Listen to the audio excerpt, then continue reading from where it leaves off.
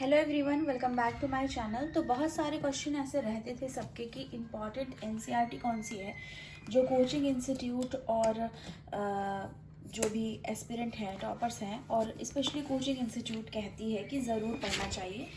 वैसे तो ये होता है कि बोलते हैं वो 6 to 12th, पर इतना पॉसिबल नहीं है आपको कि एक साल में आप 6 to 12th की एनसीईआरटी कर पाओ।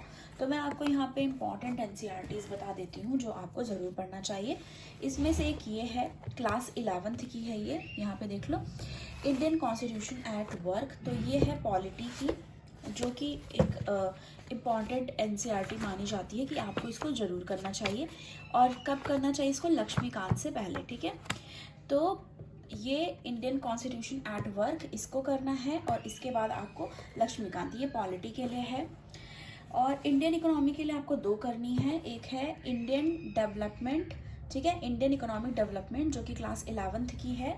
और साथ में इसके आपको करनी है, एक मिनट, इसके साथ एक इकोनॉमी की है जो कि है माइक्रो इकोनॉमी की बुक, वो आपको साथ में करनी है। तो इकोनॉमी की दो बुक्स हैं, एक है 11th की जो कि अभी दिखाया, और ये 12th की है, ये है मैक्रो इकोनॉमी की, क्लास 12th की। ये है इकोनॉमिक्स के लिए इम्पॉर्टेंट। एनसीईआरटी की बात हो रही है। एनिशिएंट के लिए आपको ये वाली एनसीईआरटी करनी है आर एस शर्मा की, राम शरण शर्मा की, ये है 11th की, ये है एनिशिएंट की, ठीक है। तो ये करनी है।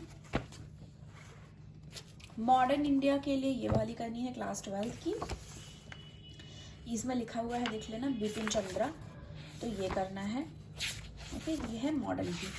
अब मॉडर्न वाली ये करने के बाद आपको फिर स्पेक्ट्रम करना रहेगा एनसीईआरटी करने के बाद। आर्ट एंड कल्चर के लिए ये है फाइन आर्ट्स की, क्लास 11th की, जो कि इसमें लिखा हुआ है इंट्रोडक्शन टू इंडियन आर्ट, ठीक है। तो ये वाली एनसीईआरटी करनी है फाइन आर्ट की। इसमें सारी चीज़ें दी हुई हैं, जैसे कि मतलब देखो, ये जिन्होंने पढ़ रखा होगा ऑलरेडी कि यक्षिणी की और क्या क्या चीज़ें पाई गई, जैसे मदर गॉडेस की पाई गई और डांसिंग गर्ल की स्टैचू, तो ये सारी चीज़ें इसमें दिया है और उसके बारे में एक्सप्लेनेशन भी है। तो ये फाइन आर्ट की है, इसमें लिखा है text book in fine arts for class 11। तो ये इंट्रोडक्शन टू इंडियन आर्ट, ये आर्ट एंड कल्चर के लिए करना है। उसके बाद अगर आपके पास 1-2 साल का टाइम है तो आप निधि सिंघानिया की बुक कर सकते हो, वरना ये एनसीईआरटी सफिशिएंट है। और इसके बाद आप कर सकते हो कि उनकी नोट्स मिलती है मार्केट में, वो ले सकते हो। फिर मैं आपको बता देती हूँ ज्योग्राफी के लिए। ज्योग्राफी के लिए दो है, एक है फिजिकल इन्वायरमेंट की, एक फिजिकल इन्वायरमेंट की है ये, ठीक है। और दूसरी है फंडामेंटल ऑफ फिजिकल ज्योग्राफी, ठीक है, एक ये है, ओके। तो ये है जो आपको पढ़नी है जो ज्योग्राफी के लिए। और इसके साथ एक आपको एटलस रखनी है। तो ये कोचिंग इंस्टीट्यूट के दौरान सजेस्ट करते हैं, ओरियन ब्लैक सॉन एटलस है ये, और बहुत सारे लोग ऑक्सफोर्ड के एटलस भी यूज़ करते हैं। ये सब करने के बाद आपको एक आपके पास प्रीवियस ईयर की क्वेश्चन बुकलेट होनी चाहिए, क्वेश्चन विथ आंसर है ये वाला, क्योंकि कई बार फिर आपको आंसर ढूंढने में ज़्यादा टाइम लग जाता है, तो एक बार आपको चीज़ें जो हैं वो पता होनी चाहिए, ठीक है। तो ये हो गई एटलस की। फिर हो गई फिजिकल ज्योग्राफी में, ज्योग्राफी की दो, फिजिकल एंड इन्वायरमेंट की, और आर्ट एंड कल्चर के लिए फाइन आर्ट्स की। मॉडर्न इंडिया के लिए ये वाली एनसीईआरटी करनी है, जो कि यहाँ पे ऑलरेडी दिया है, बिपिन चंद्रा की है। इसके बाद आपको स्पेक्ट्रम करना है। एनिशिएंट के लिए ये वाली करनी है आर एस शर्मा, राम शरण शर्मा, इसमें ऑलरेडी मेंशन है। और इकोनॉमिक्स की दो है, एक माइक्रो इकोनॉमी की है जो कि क्लास 12th की है, ठीक है।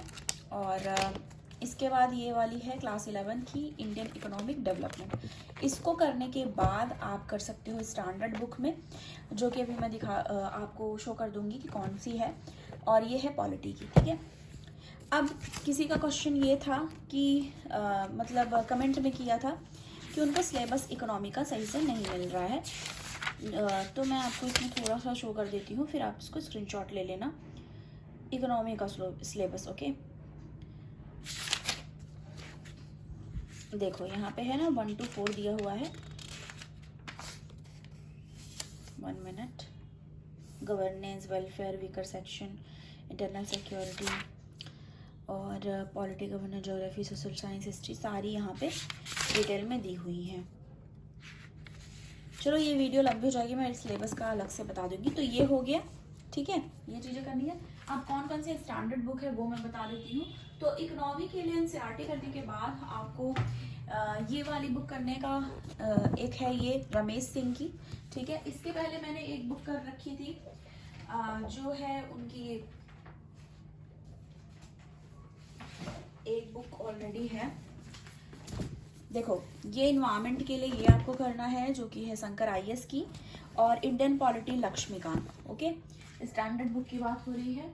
और इकोनॉमी में दो नाम हमेशा सामने आता है, एक है संजीव वर्मा सर की और एक है ये वाली रमेश सिंह की। तो संजीव वर्मा सर की पहले मैंने पढ़ रखी है, पर उसमें क्या हुआ कि अभी उसकी लेटेस्ट एडिशन नहीं आई, इसके लिए मुझे फिर से ये वाला लेना पड़ा रमेश सिंह की।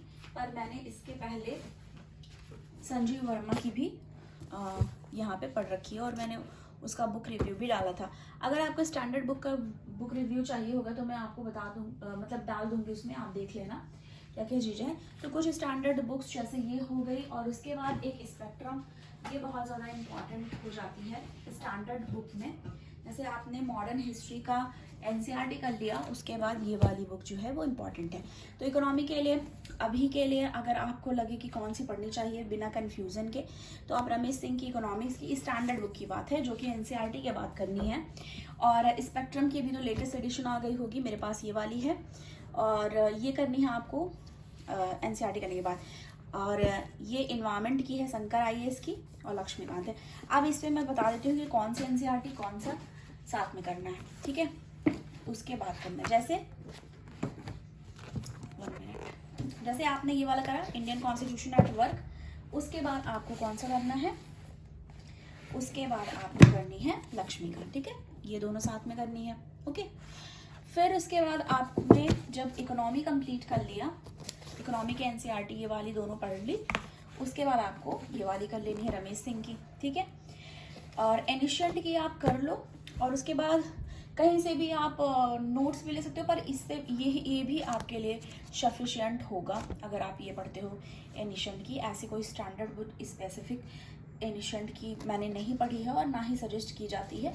मॉडर्न हिस्ट्री के लिए की जाती है कि क्वेश्चन बहुत सारे आते हैं। तो मॉडर्न हिस्ट्री के लिए ये करने के बाद आपको करना है स्पेक्ट्रम, ठीक है, इम्पॉर्टेंट है, ओके। और इसको करने, ये दोनों करने के बाद आपको ये करना है फाइन आर्ट्स की, ठीक है। फाइन आर्ट्स के साथ आप नितिन सिंघानिया की बुक बहुत सारे लोग पढ़ते हैं, पर आपके पास 2-3 साल का टाइम है तब कर सकते हो। अदरवाइज मोटी बुक है, बहुत ही बल्कि है, आपसे नहीं, मतलब 1 साल के अंदर तो नहीं हो पाएगी कि आप सारी चीज़ें करो और उसको भी पढ़ लो। फिर 2 है बुक फिजिकल एनवायरनमेंट, ठीक है, और फिजिकल ज्योग्राफी की, और उसके बाद एक एटलस आपको साथ रखनी है ज्योग्राफी करते समय, और ये बुक रही इन्वायरमेंट की, ठीक है। साइंस एंड टेक और ये सारी चीज़ें आप PT 365 से, या फिर ये कह लो PT 365 सफिशिएंट होगा उसके लिए, और जो द हिंदू न्यूज़पेपर आप डेली करते हो वो। तो ये सारी जो चीज़ें हैं, जैसे कुछ important NCERT and standard book, दोनों मैंने आपको साथ में ही बता दिया कि जो क्वेश्चंस रहते थे कि कौन सी एनसीईआरटी और कौन सा स्टैंडर्ड बुक पढ़ना चाहिए, तो इस वाले वीडियो में आपको सारी इन्फॉर्मेशन है। और ये बुक जो है वो कोचिंग इंस्टीट्यूट और जो सजेस्ट की जाती है उनके द्वारा। तो थैंक यू। और ये था हमारा बुकलेट जो हमें यूपीएससी की जर्नी के लिए एनसीईआरटी एंड स्टैंडर्ड, जो कि बहुत ज़्यादा इंपॉर्टेंट है। उसके बाद रह जाता है हमारा करंट अफेयर, जिसके लिए द हिंदू और इंडियन एक्सप्रेस में से कोई भी एक बुक आप कोई भी एक न्यूज़पेपर आपको चूज़ करना है, वो डेली बेसिस पे पढ़ना है। और मंथली मैगजीन आप कर सकते हो, या फिर कई लोग मंथली मैगजीन नहीं कर पाते तो ईयरली जो लास्ट में आती है कोचिंग इंस्टीट्यूट की, वो कर सकते हो। फिर रह गया प्रीवियस ईयर क्वेश्चन पेपर जो कि मैंने दिखाया, वो आपको करना है। और सारा सब कुछ करने के बाद फिर मॉक टेस्ट आपको करने रहते हैं, और अपने परफॉर्मेंस के बेसिस पे फिर आप डिसाइड करते हो कि हाँ चलो ठीक है, मैं सही कर रही हूँ या कर रहा हूँ और मुझे अभी एग्ज़ाम देना है। तो थैंक यू। अगर वीडियो पसंद आई हो तो लाइक करना, और भी लोगों को जिनको कन्फ्यूज़न है उन तक शेयर करना, और चैनल पर अगर आप नए हो तो सब्सक्राइब करना। थैंक यू, मिलती हूँ नेक्स्ट वीडियो में।